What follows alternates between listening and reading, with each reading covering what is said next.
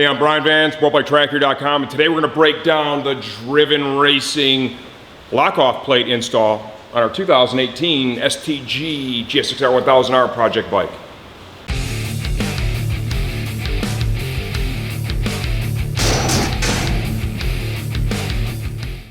Blockoff plates, what are they and why do you need them? We're going to start there, okay?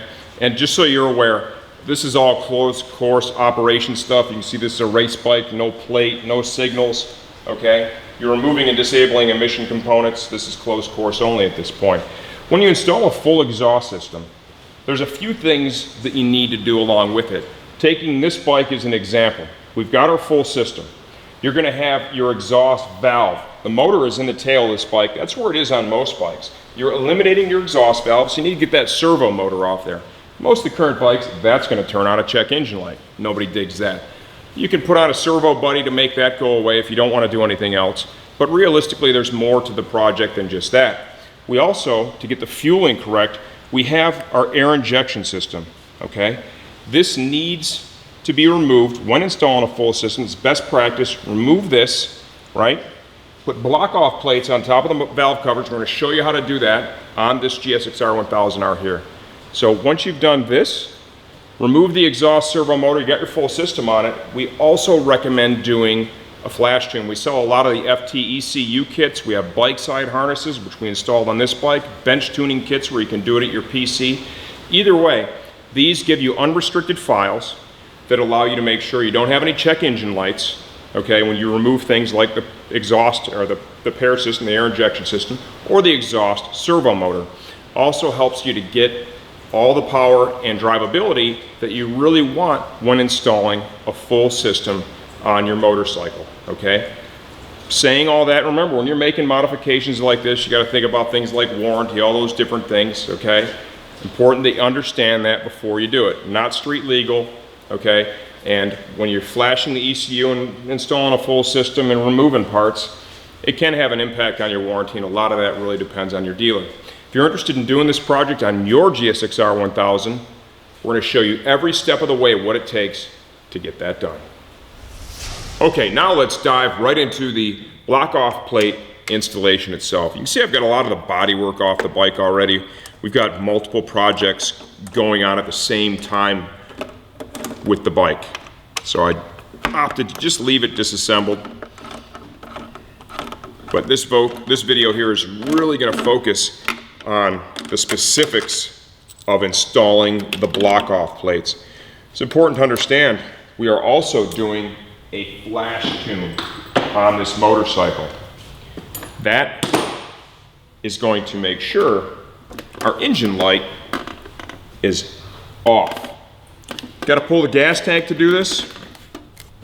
All right, you got your vent lines over here.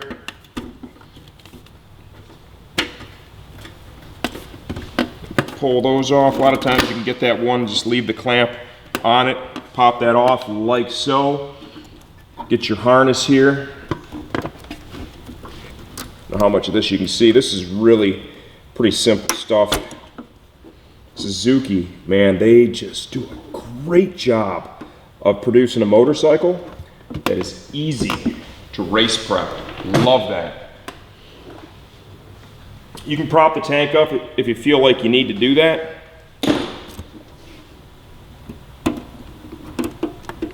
There is our fuel line. Oftentimes you might have just a little bit of fuel drip. Nothing to be super concerned about. Now we need to pull the main bolt here at the back.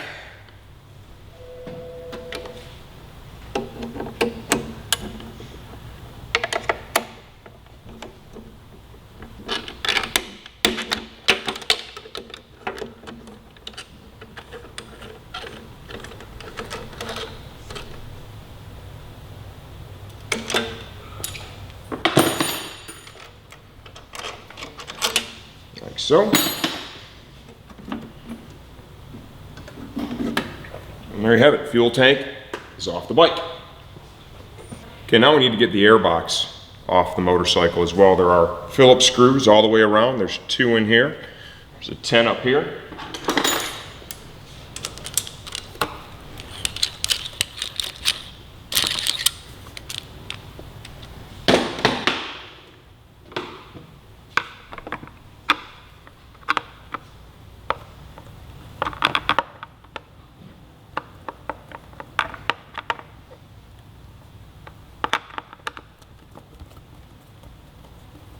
That screwdriver is literally just long enough.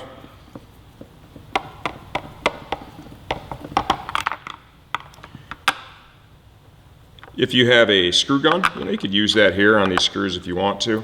Just want to be careful not to destroy the heads. That is up to you.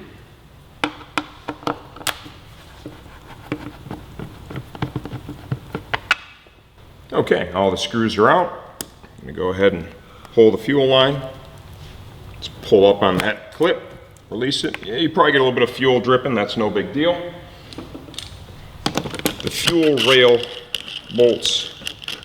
Okay, these mount bolts need to come off.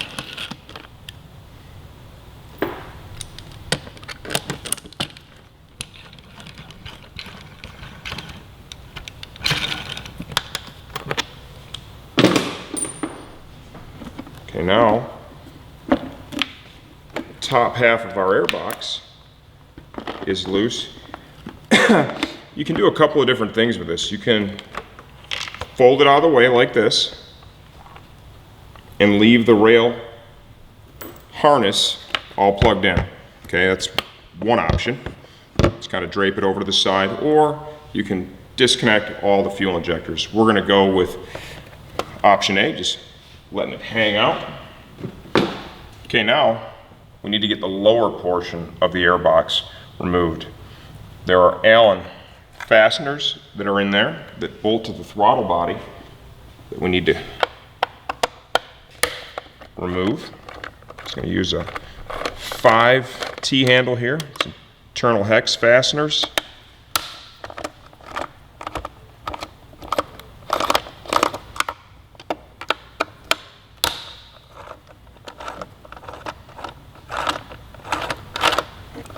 Anytime you're doing a service where you have the throttle bodies exposed like this, you need to be careful not to drop anything down in there. This is a by-wire bike, so doing that, it's not going to open the throttle blades. Okay, you can pack rags in there if you want to just hedge your bet to make sure that nothing can fall down in. What I'll typically do with a bike like this is I'll leave them uncovered, and then I'll get a blowgun and use a little compressed air to make sure that there is nothing in there when we go to reassemble. Okay, we've got right over here evap lines. Pull that. You don't need to do anything with the clamp. It'll just pop right off.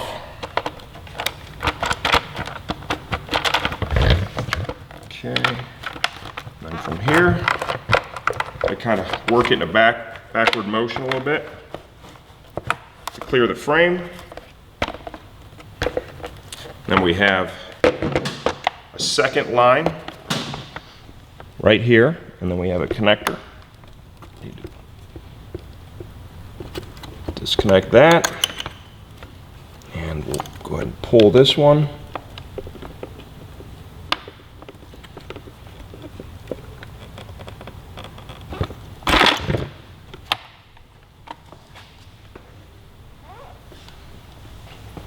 Okay, now we're going to go ahead and remove the air injection system. It consists of a solenoid right here.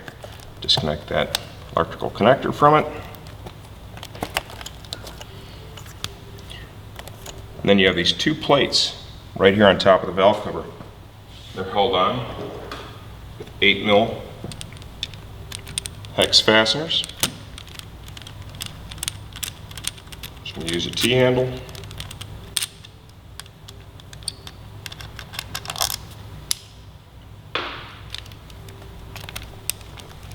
Once I have everything out of here, the solenoid and the plates, we'll also, then be able to spend a little bit of time just kind of cleaning up some of the wiring that's here.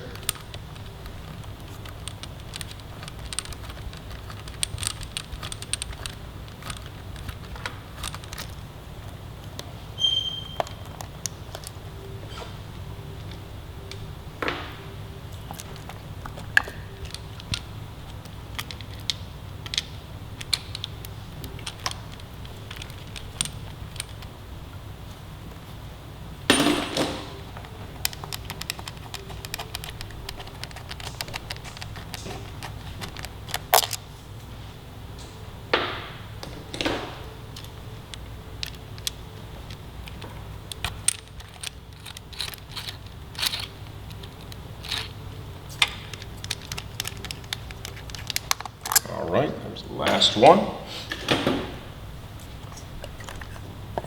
Grab a hold. Pull the entire assembly off. Now you're going to leave the gaskets with the reeds in place. You need those there to seal everything up when you install the plates. Okay, on the Suzuki, you need to pull the reed and gasket up, the whole plate here. Remove these screws. They're just Phillips. You have to pull the reeds out. The reason behind that is, with the driven block-off plates, you'll have a clearance issue. Okay, right here, that won't allow the plate to sit flush. There's no need for those to be in there. All you need really is the gasket now. So, do this on both sides.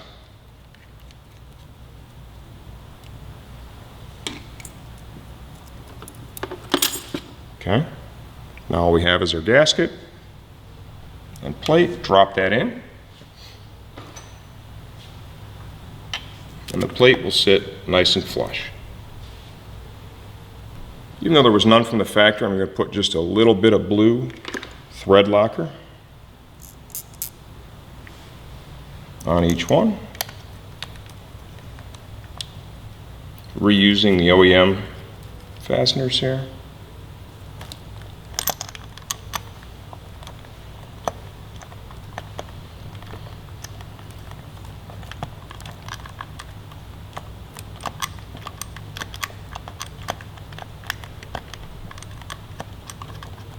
Just get them started. Want to make sure that your plate is sitting down in there flush.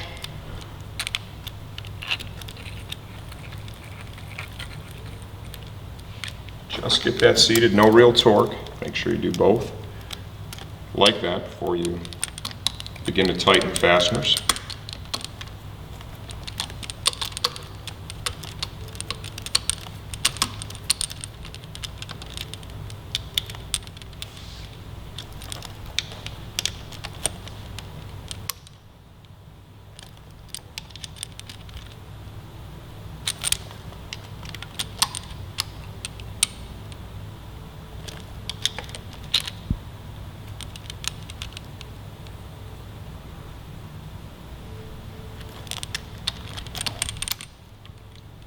Once we have that torqued, we'll go ahead and do the same thing on the other side.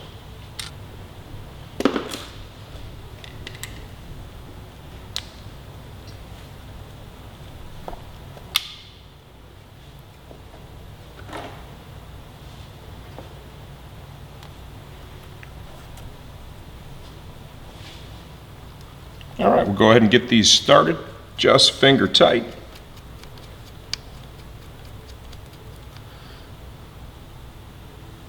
Yeah, we're getting the Suzuki ready to head down to Barber for a couple of days here. Actually, well, leaving tomorrow, of course.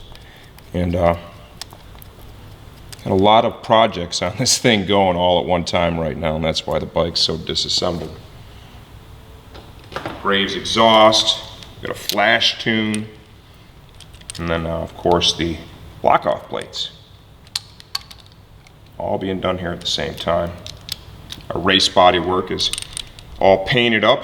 We already fit it. That'll be installed tomorrow.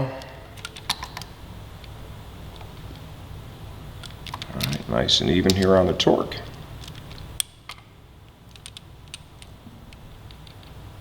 And we'll tidy up all the space underneath here, the wiring harness, etc.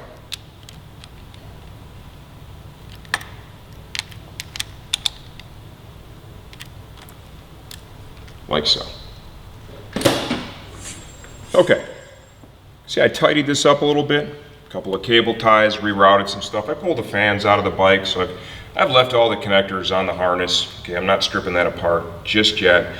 Just secured everything out of the way, the horn, so on and so forth, just so it's all nice and tidy. Okay, great opportunity to do this when you have this area completely disassembled. Continuing on with the installation of the block-off plates, we have a plug that we have to put into the bottom of the airbox. Because remember, this hose, well, we 86'd that, man. That thing's gone. Driven supplies, a cap, and pretty much any of the brand block-off plates, right, that we offer on the site. It's going to come with the stuff that you need to get this done. Got to slide this bad boy over. You see it's a pretty tight fit here. So work this over. You're going to want to put some type of a clamp on it. Usually the OE clamp does not fit again. I'll give it a shot. If it doesn't, what I'll typically do is go ahead and use safety wire to secure it. Realistically, this is fitting so tight, you could probably just leave it.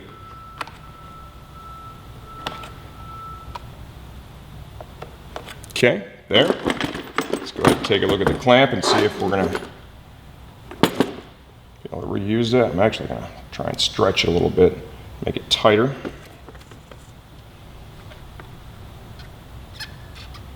You know, that's no tension at all, so we're just going to shit can the clamp.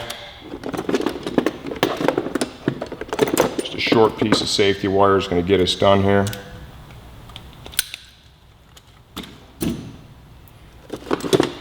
This is probably way overkill considering how tight that went over.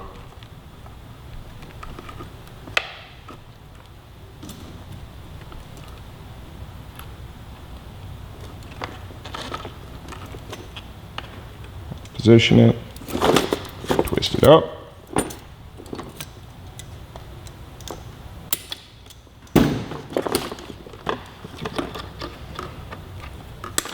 Trim the tail. Fold it around, like so. Okay, now let's go ahead and reinstall this on the bike. Remember, we have that connector over here. Get that plugged back in, like so. Get the air ducts that lead into the airbox positioned correctly in the frame.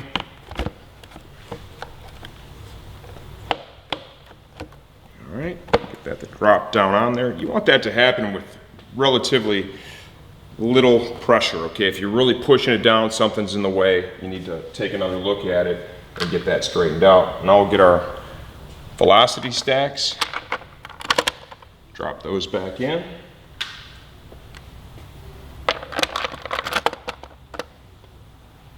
Five mil T-handle for those internal hex fasteners. Just going to get each one started before I run around and put any torque to them.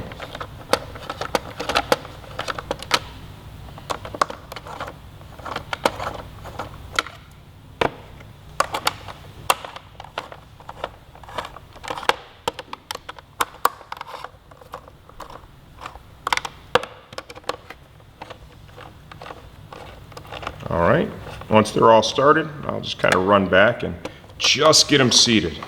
No real torque. Just make sure they're all flush.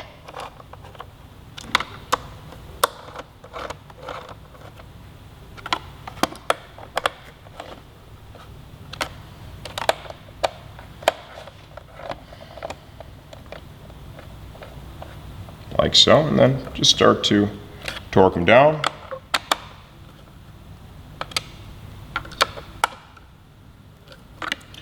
You do happen to leave these loose, okay? People make mistakes, man. Due to the fact it's inside the airbox, the fasteners are captured, okay? So if you leave it loose and it vibrates all the way out, it can't jump out. It's gonna hit a ridge here at the top of the velocity stack, which will keep it down and prevent it from entering the intake system of the engine. Because of course, if that happens, your shit's gonna blow up, man. All right, just kind of triple checking. Got a blowgun ready over here.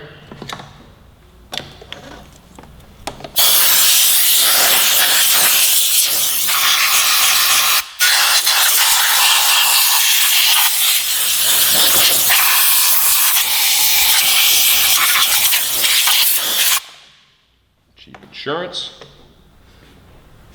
Air filter. You know, when I have that out, I'll typically just kind of blow it off a little bit here as well. Bike has very few miles on it, so it's not even close to being dirty. Go ahead and reinstall this. The two center screws for the airbox halves actually capture the air filter right there. Now we're ready to drop the upper airbox cover on.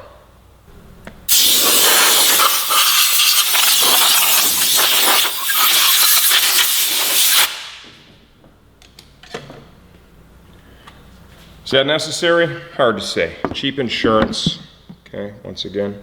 Really don't want to put the thing back together and have a problem.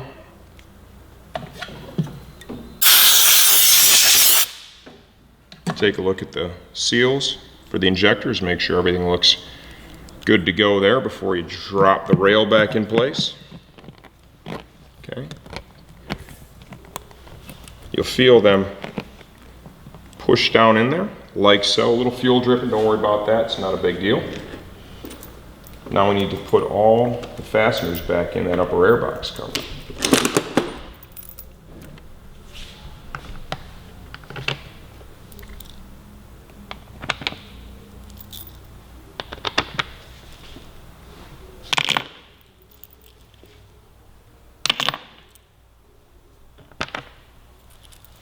If you choose to use a screw gun here, just exercise caution, okay?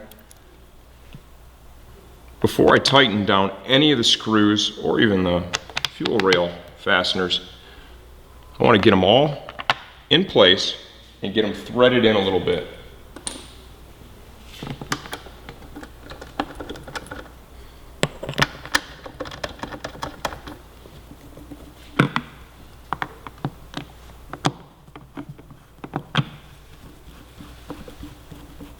All right.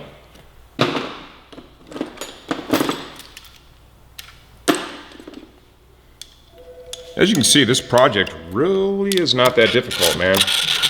Once again, I'm going to say it, thank you, Suzuki, man. Nobody does a better job of producing a bike that's easy to race prep than Suzuki.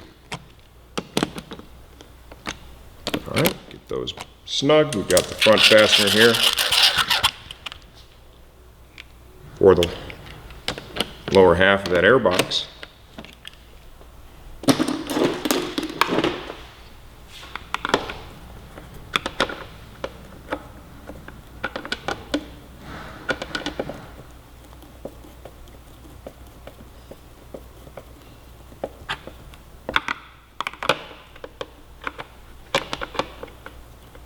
Now we'll just run around and tighten each and every one of these the rest of the way. Okay, just kind of tidy everything up here. Get your upper fuel rail line back on. Make sure your safety catch is released, and then double check that. You don't want that thing popping off of there for sure. I had slid this off of the airbox. Now we'll just double check everything around here. Got our crankcase breather. Slide that back over, make sure it's seated. Okay, I've got a little fuel down here. Probably gonna blow that off with a blowgun. Then I'm gonna go grab my fuel tank. We'll drop it back on. All right, got my tank. Make sure your spacer is in that bracket before you put it on.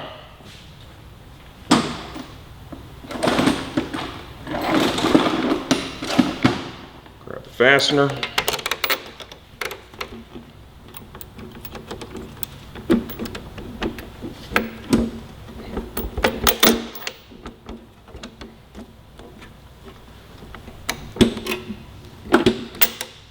Like so. You can tighten this now because this is just a pivot, okay? Just all 10 mil stuff.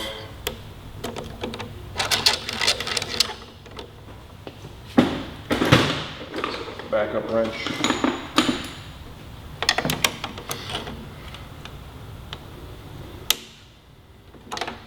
That torque down.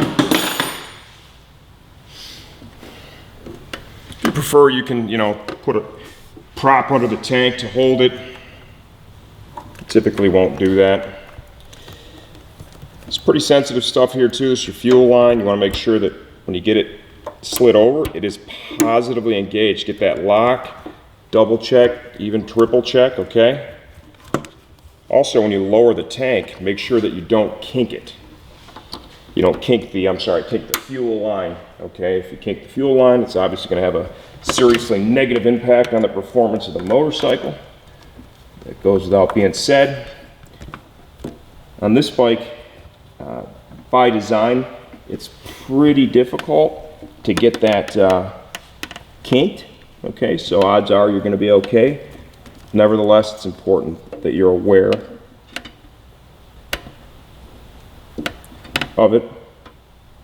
Got my 2 vent lines here for the fuel tank. A little tighter. So Steve's probably not going to be able to really capture this very well, but trust me when I tell you, when you're down in there, you're going to see it.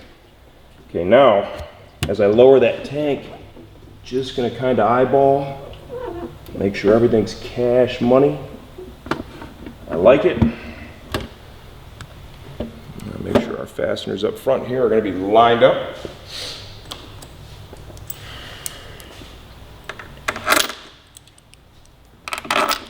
There's 2 5mm internal hex. I'm going to grab my T-handle and we'll torque these down.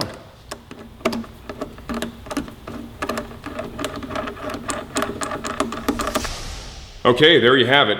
Really easy install on the GSX-R1000. We're doing this the same time that we put a Graves full system on. We're gonna do a few more exhausts on this bike, like we have the Yamaha R3, the Ninja 400, right? Just so you guys can see some of the options out there, what it takes to install, what they fit like, and what they sound like before you pull the trigger, right? All quality stuff, of course. So we're doing this with a flash tune, right? Here's that bike side cable I installed on the ECU. The Graves full exhaust at the same time. And what's cool with that, if you go with a Graves full system and a flash tune, Graves gives you special access to maps they built and maintain for the bike as long as you purchase their exhaust. And that's kind of a cool little added benefit, because certainly with all their experience in racing, right, they produce some highly sought after quality maps for the bike.